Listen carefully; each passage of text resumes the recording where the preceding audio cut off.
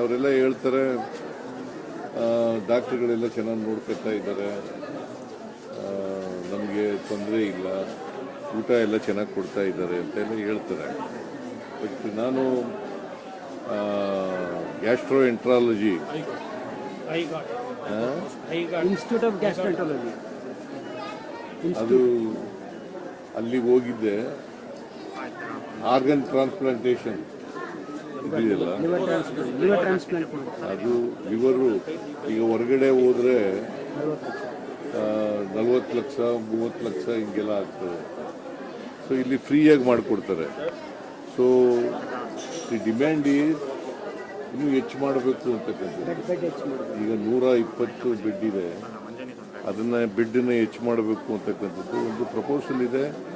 300 bed hospital ಮಾಡಬೇಕು ಅಂತಕ್ಕಂಥದ್ದು proposal ಇದೆ. ಅದನ್ನು ಸರ್ಕಾರ ಪರಿಗಣಿಸುತ್ತೆ.